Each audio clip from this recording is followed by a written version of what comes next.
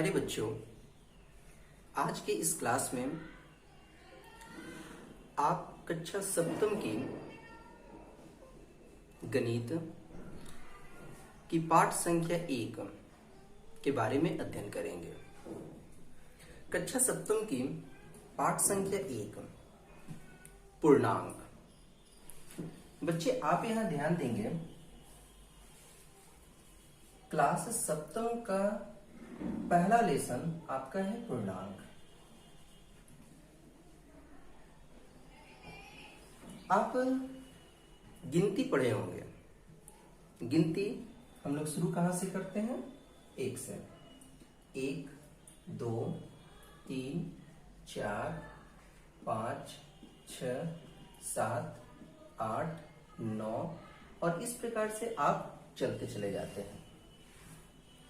बच्चों आपको यह ध्यान देना है कि यह गिनती जो आपने 1 से लेकर अनंत तक चलती चली गई, इसे हम कोई एक संख्या कहते हैं। बच्चे आप ध्यान देंगे, इस गिनती की संख्या को हम क्या कहते हैं? प्राकृत संख्या कहते हैं। कौन सी संख्या कहते हैं बच्चों? प्राकृत संख्या। प्राकृत संख्या किसे कहेंगे? तो गिनती की जाने वाली संख्या प्राकृत संख्या कहलाती है।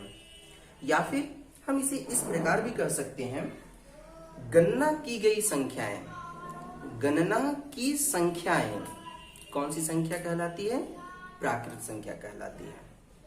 या फिर हम इसे यह भी कह सकते हैं, 1, 2, 3, 4, 5, 6, 7 से अनंत तक की संख्या को प्राकृत संख्या कहते हैं। राइट बच्चों?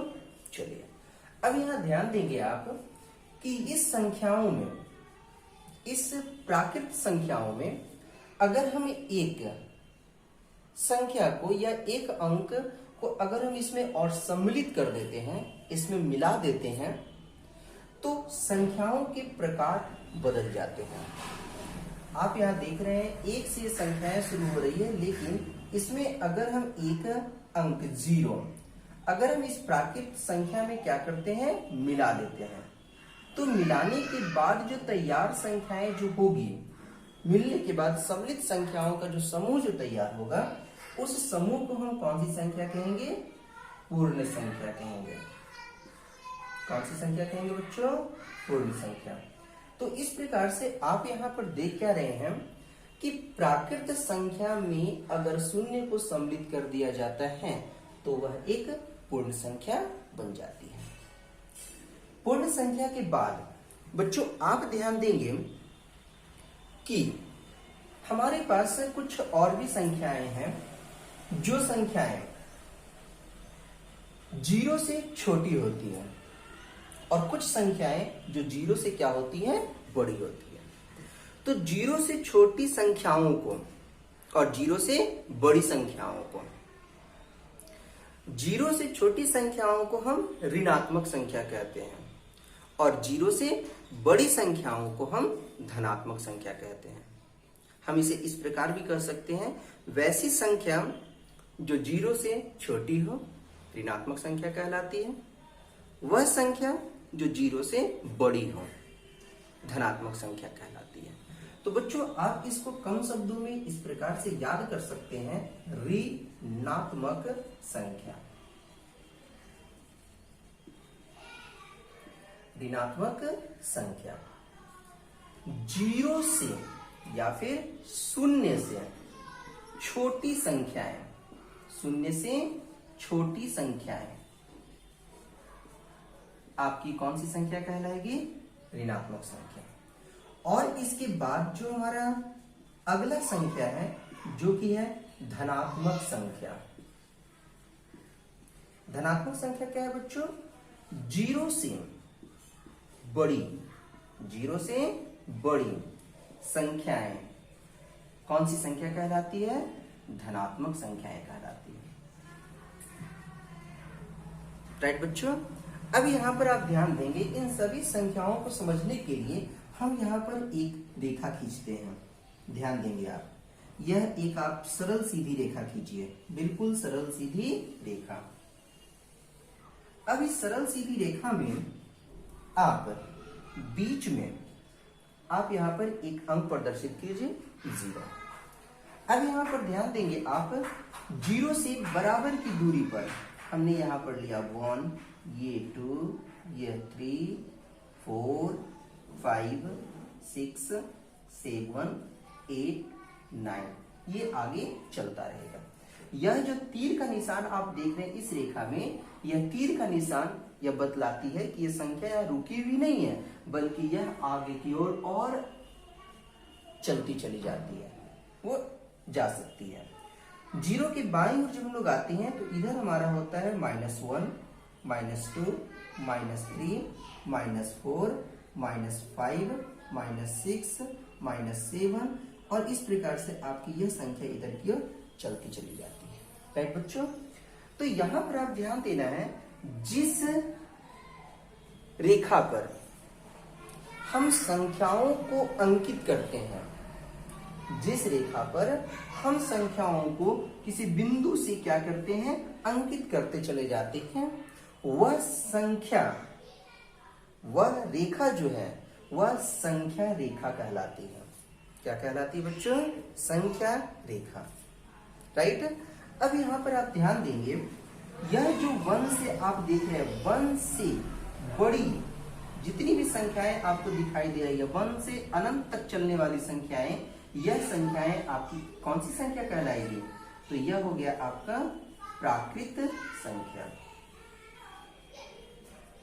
राइट बच्चों। अब इसके बाद आप यहां ध्यान देंगे कि 0 अभी इसमें सम्मिलित नहीं था, अभी इसमें सम्मिलित सिर्फ क्या है? 1 से बड़ी संख्या।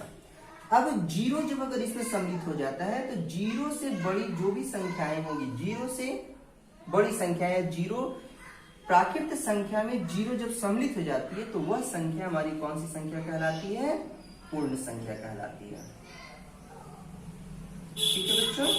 अब यहां पर ध्यान देंगे आप, यह तो हो गया हमारा पूर्ण संख्या। अब इसके बाद यहां पर ध्यान देंगे आप, यह जो 1 जो आप देख रहे हैं, यह यानी कि 0 से दाईं ओर, अगर हम इस प्रकार से देखें तो 0 से दाईं ओर, हमारा दायां हाथ इधर है तो ये दाईं ओर हो गया, संख्या रेखा का यह दाईं ओर। और 0 से यह छोटी, यानी कि इधर हम लोग देखते हैं तो ये हमारे कौन से हाथ है? बाएं हाथ, यानी 0 से बाईं ओर की। तो अगर जब 0 से दाईं ओर कहा जाए तो हम लोग 1, 2, 3 की ओर बढ़ेंगे। जब 0 से बाईं ओर कहा जाए तो -1, -2, -3, -4 इस प्रकार से हम आगे की ओर बढ़ेंगे। तो 0 से जो बड़ी संख्याएं हैं, मतलब कि इधर की जो संख्याएं हैं, यह संख्याएं आपकी कौन सी संख्या कहलाएगी? धनात्मक संख्या। राइट बच्चों। और 0 से छोटी, मतलब जब हम लोग इधर की ओर बढ़ते चले जाएंगे तो ये 0 से छोटी जो भी संख्याएं हैं, यह संख्याएं आपकी क्या कहलाएगी? ऋणात्मक संख्या। राइट बच्चों। अब यहां पर आपको ध्यान देना है, अब आपको यहां ध्यान देना है, यह ऋणात्मक हुआ, यह 0 हो, ये धनात्मक संख्या हो गया। अब यदि हम लोग इस ऋणात्मक संख्या को, ये ऋणात्मक संख्या, साथ ही इस शून्य को और साथ ही इस धनात्मक संख्या को, तो बच्चों आप यहां पर ध्यान देंगे, सबसे पहले हमने यहां देखा ऋणात्मक संख्या, धनात्मक संख्या और साथ ही शून्य। इन सबों का एक सम्मिलित रूप हमारा क्या कहलाता है? तो वह कहलाता है पूर्णांक। क्या कहलाता है बच्चों? पूर्णांक। तो वापिस फिर से आप ध्यान देंगे, ऋणात्मक संख्या, शून्य और धनात्मक संख्याओं का समूह हमारा क्या कहलाता है? पूर्णांक कहलाता है। तो आज हम कक्षा 7 की पहला लेसन जो है हमारा पूर्णांक, आज हम इसी के बारे में अध्ययन करेंगे। तो बच्चों अब इसके बाद आप ध्यान देंगे कि इस कुछ पूर्णांक पर, जब हम इस पूर्णांक पर जब हम लोग ध्यान देंगे तो हम कुछ विशेष पॉइंट्स को प्राप्त करते हैं। अब वह कुछ विशेष पॉइंट्स क्या क्या हैं?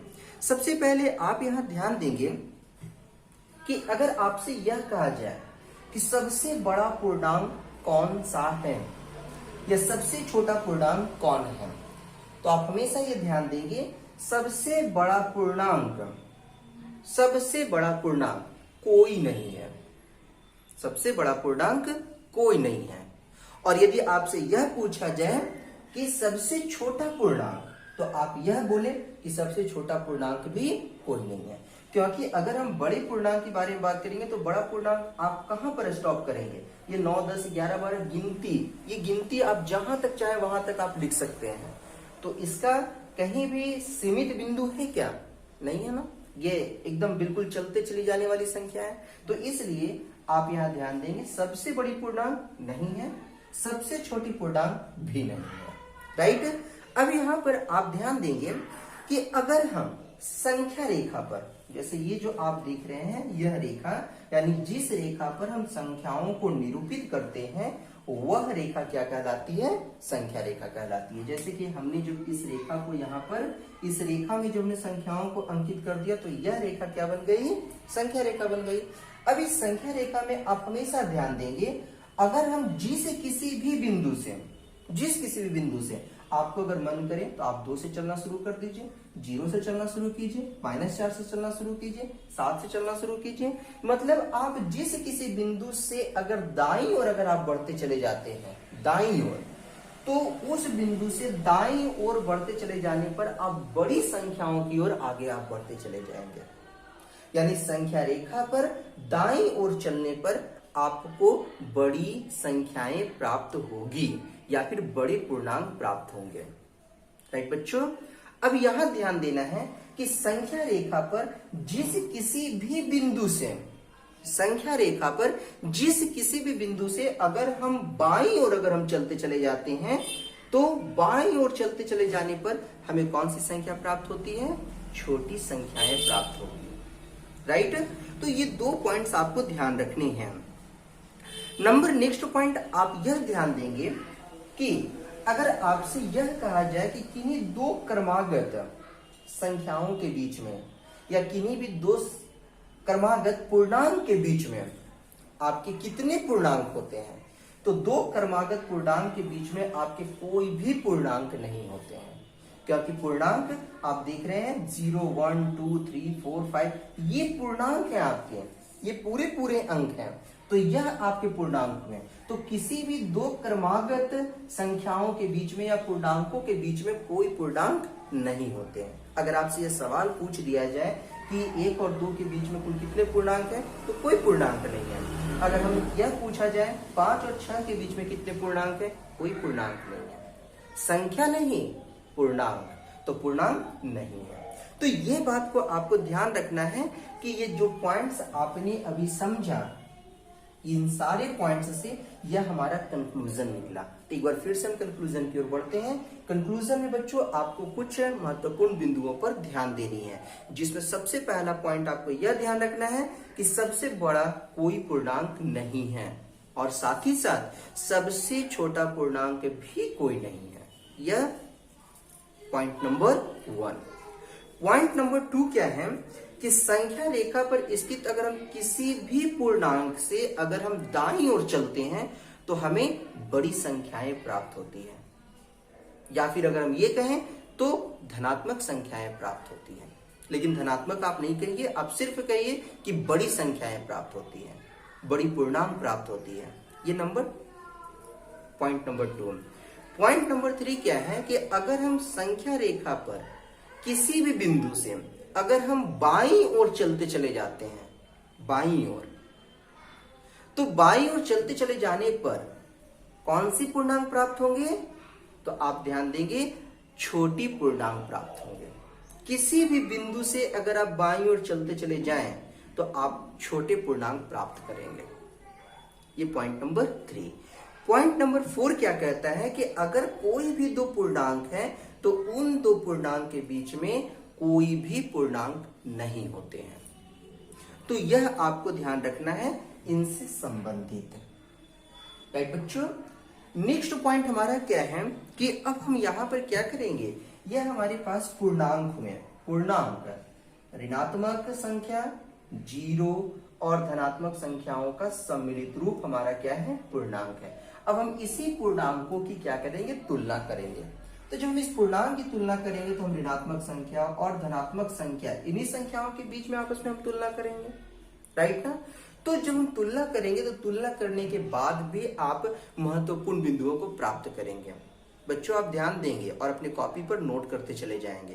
पूर्णांकों की तुलना, पूर्णांकों की तुलना में आप पहली तुलना प्राप्त करेंगे और वह पहली तुलना है हमारी कि प्रत्येक धनात्मक पूर्णांक ऋणात्मक पूर्णांक से क्या होता है, बड़ा होता है। बच्चों आप यहां ध्यान देंगे, प्रत्येक धनात्मक पूर्णांक, तो धनात्मक पूर्णांक 0 से बड़ी है और ऋणात्मक पूर्णांक हमारी 0 से क्या है, छोटी है। तो प्रत्येक धनात्मक पूर्णांक जो है वह ऋणात्मक पूर्णांक से क्या होगा, बड़ा होगा। अगर हम यह बात आपसे पूछे कि 3 बड़ा या -2 बड़ा, तो 3 हमारा धनात्मक पूर्णांक हुआ और -2 हमारा कौन सा पूर्णांक है, ऋणात्मक पूर्णांक है। तो आप यहाँ पर बताएंगे कि 3 बड़ा या -2 बड़ा, इन दोनों में कौन बड़ा है। तो आप यह तुलना यानी पूर्णांकों की तुलना में पॉइंट नंबर 1 को आपने देखा कि धनात्मक पूर्णांक जो होता है वह ऋणात्मक पूर्णांक से हमेशा बड़ा होता है। हमने आपको बताया कि आप किसी भी बिंदु से दाईं ओर जब आप चलते चले जाएंगे तो दाईं ओर चलने पर आप बड़ी संख्या प्राप्त करेंगे। तो -2 बिंदु को मैंने यहां देखा। अब -2 से जब हम लोग चलते गए तो हम देख रहे हैं कि -2 से दाईं ओर जाने पर हमें मिलता है 3। तो -2 से जब हम दाईं ओर जाएंगे तो ये बड़ी संख्या होगी ना, तो हमारी यह 3 कौन सी संख्या है, बड़ी संख्या है। अर्थात धनात्मक संख्या ऋणात्मक संख्या से क्या होती है, बड़ी होती है। Point number 1। बच्चों ये ध्यान देना है कि पॉइंट नंबर 2 में आपको यह ध्यान देना है कि प्रत्येक धनात्मक पूर्णांक, ये जितने भी आप धनात्मक पूर्णांक को आप देख रहे हैं, प्रत्येक धनात्मक पूर्णांक जो है वह 0 से क्या होता है, बड़ा होता है, क्योंकि सभी धनात्मक पूर्णांक 0 से दाईं ओर स्थित है, राइट ना। तो यह पॉइंट नंबर 2 का आपको ध्यान रखना है कि प्रत्येक धनात्मक पूर्णांक 0 से क्या होती है, बड़ी होती है, राइट बच्चों। पॉइंट नंबर 3, अगर हम संख्या रेखा में, कौन सी रेखा में, संख्या रेखा में कोई भी संख्या रेखा में कोई संख्या अगर हम 0 से किधर की ओर जाते हैं, दाईं ओर जाते हैं, तो 0 से अगर हम दाईं ओर जाते हैं तो 0 से दाईं ओर जाने पर जितनी दूर हम जाएंगे हमारी पूर्णांक उतनी ही बड़ी होगी। संख्या रेखा पर 0 से जितनी अधिक दूरी पर हम जाएंगे पूर्णांक उतनी ही बड़ी होगी, राइट बच्चों।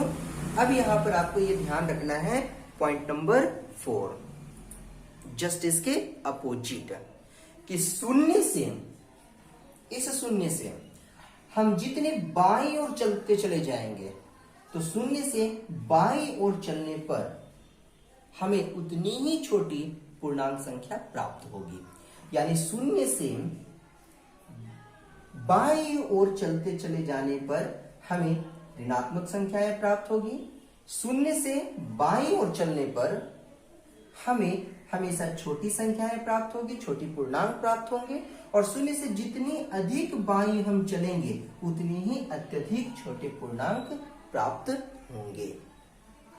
तो बच्चों ये 4 पॉइंट आपके थे जो कि पूर्णांकों की तुलना के कंक्लूजन से हमें प्राप्त हुए हैं, राइट बच्चों। अब यहां पर आपको ध्यान देना है कि जब हम, ये तो हमने पूर्णांक को समझा, पूर्णांक क्या है, हमने यह समझा कि हम पूर्णांक की तुलना किस प्रकार से एक दूसरे से कर रहे हैं। अब यहाँ पर हमें पूर्णांक का क्या करना है, तो पूर्णांक का कैलकुलेशन करना है। जब हम लोग एक अलग पूर्णांक को लेते हैं, एक दूसरे पूर्णांक को लेते हैं और उन दोनों पूर्णांकों को हम आपस में भी जोड़ते हैं, घटाते हैं, तो क्या प्राप्त होते हैं। तो आपको इस पॉइंट्स को भी ध्यान में रखने हैं। अब इस पॉइंट्स में आपको यह ध्यान रखना है, दैट मीन्स पूर्णांकों का जोड़ एवं घटाव, राइट बच्चों, पूर्णांकों का जोड़ एवं घटाव। अब इस पूर्णांकों के जोड़ और घटाव में आप ध्यान देंगे, ध्यान आप देंगे कि अगर हम किसी भी संख्या रेखा पर, किसी भी संख्या, अगर हम इस संख्या रेखा पर किसी भी संख्या में ठीक है। अगर हम एक धनात्मक पूर्णांक को जोड़ते हैं, जैसे ये कोई अब संख्या रेखा आपने ले लिया, अब इस संख्या रेखा पर मान लीजिए हमने लिया 3 कोण। अब इस संख्या रेखा पर अगर हम किसी भी धनात्मक संख्या को जोड़ रहे हैं, बच्चों आप ध्यान देंगे, कौन सी संख्या को? धनात्मक संख्या को जब हम जोड़ते हैं, धनात्मक संख्या को जब हम क्या कर रहे हैं? जोड़ रहे हैं, तो जोड़ने पर हम जितनी धनात्मक संख्याओं को जोड़ेंगे उतने हम किधर की ओर चलेंगे? तो उतनी ही हम दाईं ओर आगे बढ़ेंगे। तो हम यहां पर लिखेंगे उतनी ही संख्या हम दाईं ओर बढ़ेंगे, दाईं ओर बढ़ेंगे या फिर चलेंगे। आप ये ध्यान रखेंगे। इसको अगर हम समराइज में अगर हम कहें तो हम कह सकते हैं किसी भी संख्या रेखा पर जब हम एक धनात्मक पूर्णांक को जोड़ते हैं तो हम दाईं ओर चलते हैं। Point number 1। पॉइंट नंबर 2 क्या है कि जब हम इसमें, यानी कि जब हम किसी भी संख्या में अगर हम धनात्मक संख्या क्या करते हैं? घटाते हैं।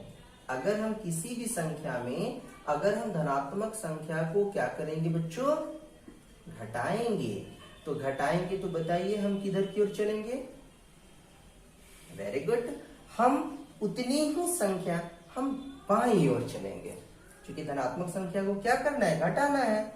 तो घटाना है मतलब उतनी संख्या को कम करना है। अब जितनी संख्या हम कम करेंगे उतनी ही हम किधर की ओर बढ़ेंगे? बाईं ओर बढ़ेंगे। तो हम लिखेंगे उतनी ही संख्या हम बाईं ओर चलेंगे, बाईं ओर चलेंगे या फिर बाईं ओर बढ़ेंगे। यहाँ पर लिखा हुआ है उतनी ही संख्या बाईं ओर चलेंगे। Point number 2। पॉइंट नंबर 3 कहता है एक धनात्मक पूर्णांक को घटाते हैं। जैसे हमने यहाँ पर एक धनात्मक पूर्णांक को या धनात्मक संख्या को जो हम घटाएं, तो ये तो हम बाईं ओर चलेंगे।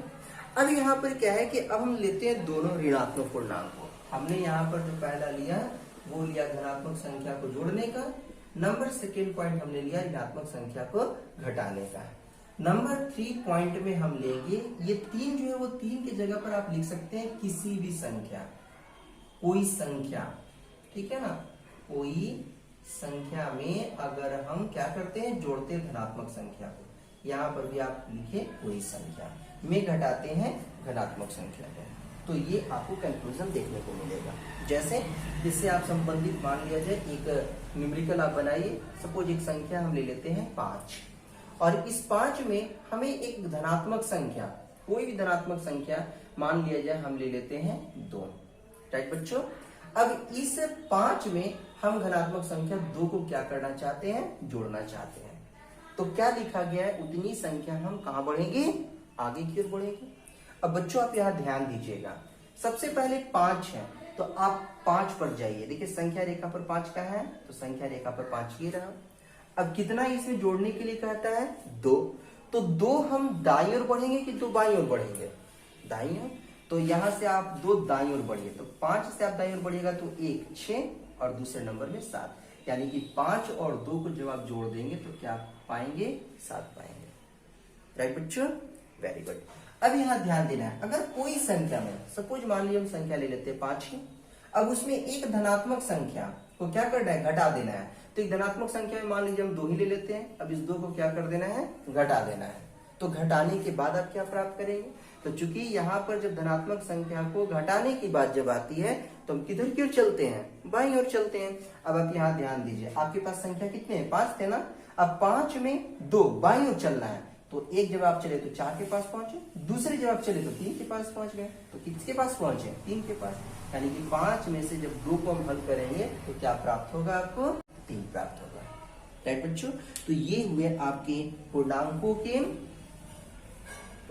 के यानी कौन से पूर्णांकों के? धनात्मक संख्या या धनात्मक पूर्णांक के जोड़ और धनात्मक पूर्णांक के घटाव। आप यहाँ संख्या की जगह पर आप यहाँ पूर्णांक भी लिख सकते हैं, संख्या भी लिख सकते हैं, लेकिन आप यहाँ पर लिखिए पूर्णांक, बिकॉज अभी हम लोग कौन से चैप्टर में चल रहे हैं? पूर्णांक पर चल रहे हैं।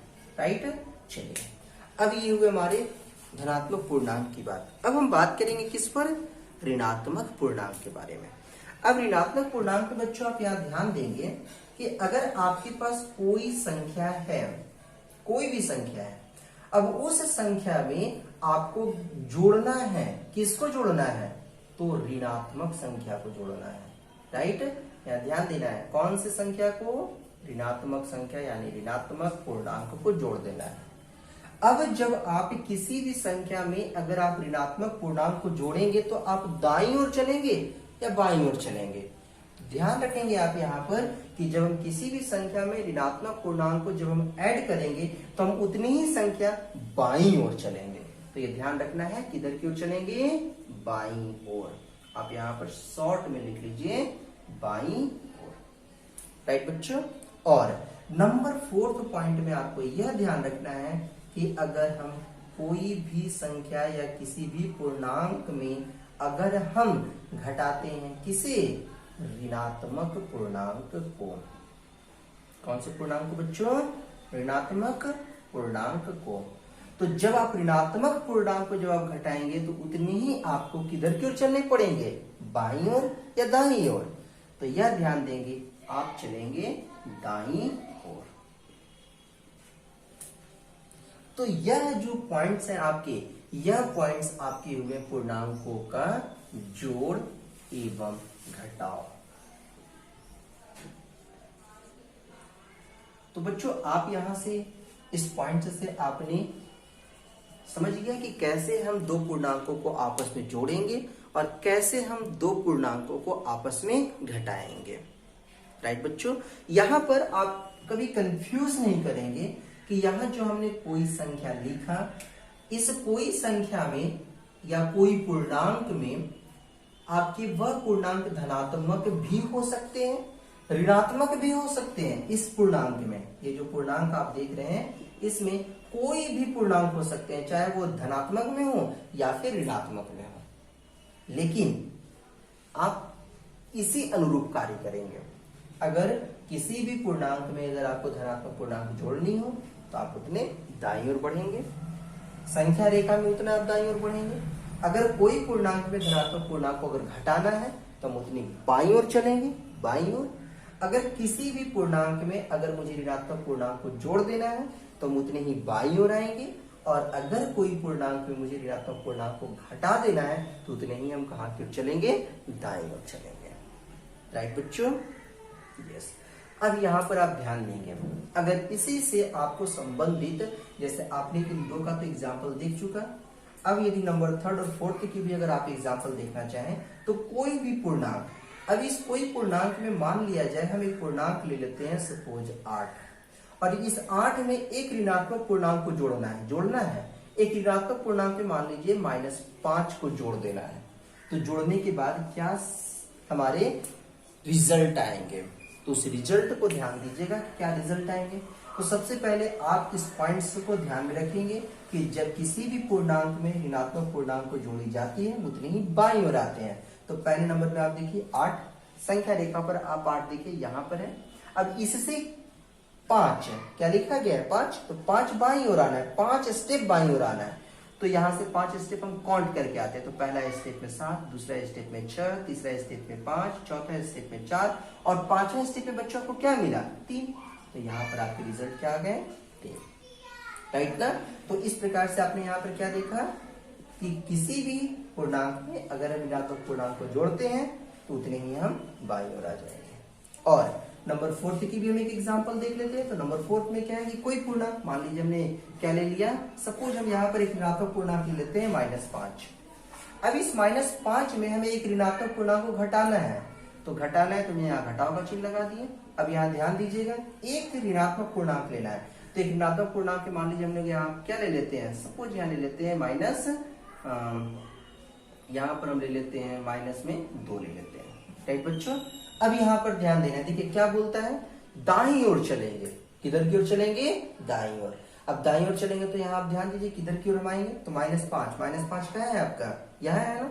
अब -5 से आपको क्या करना है, 2 स्टेप है ना, क्योंकि यहाँ क्या लिखा गया 2, तो 2 किधर की ओर बढ़ना है, आपके दाहिनी ओर। तो दाहिनी ओर में आप देखिए कहां पर पहुंचे, एक स्टेप पे -4 पर, दूसरे स्टेप पर कहां पहुंच गए, -3 पर। पहले आप देखिए यहाँ लिखा गया -5, तो संख्या रेखा पर आप सर्च कीजिए -5 कहाँ है। तो देखिए आप यहाँ पर है, कितने स्टेप चलना है, तो 2 स्टेप चलना है। किधर चलना है, तो दाईं ओर चलना है। तो दाईं ओर हमारा इधर है, हम 2 स्टेप चलते हैं। पहला स्टेप में -4, दूसरा स्टेप में -3, यानी इसके रिजल्ट क्या हो जाएंगे, -3। राइट बच्चों, यहाँ तो कोई समस्या है? चलिए, बहुत अच्छी बात है। अब बच्चों यहाँ पर आप ध्यान देंगे, यह तो थी हमारी पूर्णांकों की जोड़, पूर्णांकों की घटाव। अब यहाँ ध्यान देना है कि अगर इस पूर्णांकों के योग में आप ध्यान देंगे किस किस पूर्णांकों के योग हो सकते हैं। तो इसमें आप जब इस स्टेप में, जब आप यहाँ पर देखें, तो इस स्टेप में आप कुछ इस प्रकार प्राप्त करेंगे। ध्यान देंगे बच्चों, जैसे भी हम इसको इरेज करते हैं और आगे के पॉइंट्स पर हम ध्यान देते हैं। आगे के पॉइंट्स में हमारे पास है पूर्णांकों का योग, यानी पूर्णांकों का हम यहाँ पर जोड़ करेंगे। अब इस पूर्णांकों का जब आप जोड़ करेंगे तो इसमें आप ध्यान देंगे क्या क्या हो सकते हैं। तो 3 तरह के आपको क्वेश्चंस या प्रॉब्लम्स देखने को मिल सकते हैं। पहला, पूर्णांक में आपको दोनों धनात्मक पूर्णांक मिलेंगे, दोनों धनात्मक पूर्णांकों का योग मिल सकता है, दोनों धनात्मक पूर्णांक। राइट बच्चों, दोनों आपको कौन सा पूर्णांक मिल सकता है, धनात्मक। दूसरे नंबर में आपको दोनों क्या मिल सकते हैं, ऋणात्मक पूर्णांक। ये ध्यान देना है। तो फर्स्ट में आपने देखा 2 धनात्मक पूर्णांक का योग दिखेगा, दूसरे नंबर में दोनों आपको ऋणात्मक पूर्णांक दिख सकते हैं। और नंबर 3 में एक धनात्मक हो सकते हैं और एक ऋणात्मक, एक धनात्मक और एक ऋणात्मक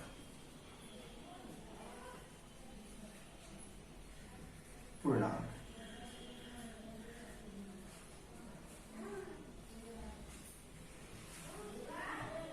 राइट, अब ध्यान देना है, अगर 2 धनात्मक पूर्णांक मिलते हैं, दोनों ऋणात्मक पूर्णांक मिलते हैं, या एक धनात्मक पूर्णांक मिले, एक ऋणात्मक पूर्णांक मिले, आपको काम वही करना है।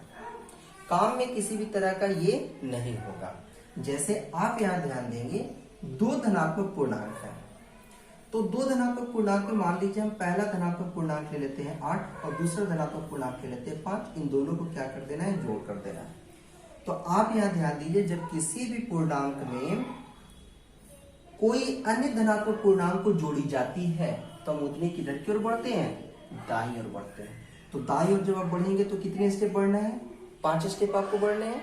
तो आप 5 स्टेप बढ़िए, जैसा मैं यहाँ पर 5 पॉइंट खींच दिया, अब 5 स्टेप आप बढ़ जाइए। तो 8 से बढ़िए, तो अगला स्टेप में 9, 10, 11, 12, 13। तो आपको यहाँ पर क्या मिल जाएंगे, 13। बहुत ही आसान। यहाँ पर अगर दोनों ऋणात्मक पूर्णांक अगर आपको मिल जाते हैं, सपोज यहाँ पर आपको मिल जाते हैं -8, ये ऋणात्मक पूर्णांक हो गया, और एक आपको मिल गया -5, इन दोनों को क्या कर देना है, जोड़ देना है। तो किसी भी पूर्णांक में अगर हमें ऋणात्मक पूर्णांक को जोड़ना है, किसी भी पूर्णांक में अगर हमें ऋणात्मक पूर्णांक को क्या कर देना है, जोड़ देना है, तो उतने ही किधर क्यों आएंगे, बाईं ओर आएंगे। तो बाईं ओर कितने स्टेप आना है, 5 स्टेप। अब ये 5 स्टेप आप ध्यान दिए, जैसा कि आपने यहाँ पर देखा 5 स्टेप बाईं ओर आना है। तो 8 से पहले कितना आता है, 7, 7 से पहले 6, 6 से पहले 5, 5 से पहले 4, और 4 से पहले बच्चों 3। तो आपको यहाँ पर रिजल्ट क्या मिलेंगे, 3। लेकिन 3 आप ध्यान रखेंगे, 3 जो होंगे वह आपके माइनस में होंगे, उस संख्या रेखा पर 3 किस चीज में होंगे, माइनस में होंगे। तो आपके रिजल्ट क्या मिल गए, -3। बहुत ही आसान। और अगर नंबर 3 में अगर देखा जाए, एक धनात्मक पूर्णांक और एक ऋणात्मक पूर्णांक, तो एक धनात्मक पूर्णांक में हमने यहाँ ले लिया 5 और एक ऋणात्मक पूर्णांक में हम लोगों ने यहाँ ले लिया -3। अब इन दोनों को क्या कर देना है बच्चों, जोड़ देना है। तो जब आप यहाँ पर जोड़ेंगे तो आप पहले यह ध्यान दीजिए कि किसी भी पूर्णांक में ऋणात्मक पूर्णांक को जब जोड़ी जाए, किसी भी पूर्णांक में ऋणात्मक पूर्णांक को क्या किया जाए, जोड़ी जाए ना। तो जब जोड़ी जाए तो हम किधर की ओर बढ़ते हैं, बाईं ओर बढ़ते हैं। अब बाईं ओर आप बढ़िए, तो 5 यहाँ पर है, अब 5 में से आप 3 स्टेप बाईं ओर आइए। कितने स्टेप आने बच्चों, 3 स्टेप। तो 5 से पहले आप आएंगे तो क्या मिलेगा, 4, 4 से पहले आएंगे तो 3 और 3 से पहले आएंगे तो आपको यहाँ पर रिजल्ट क्या मिलेंगे 2। तो इस प्रकार से आप इन चारों पॉइंट्स की मदद से पूर्णांकों का जोड़ एवं घटाव के पॉइंट्स से आप किसी भी दो पूर्णांकों के जोड़ और घटाव आप आसानी से सरलता से आप हल कर सकते हैं। राइट बच्चों, तो इस प्रकार से आप ध्यान देंगे। नेक्स्ट प्रश्न या नेक्स्ट पॉइंट हमारे पास है, वह है क्या, योज्य प्रतिलोम। योज्य प्रतिलोम बच्चे यहां पर आप ध्यान देंगे कि यह योज्य प्रतिलोम क्या होता है।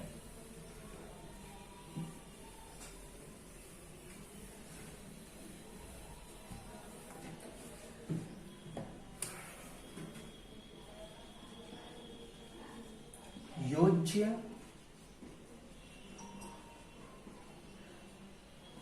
प्रतिलोम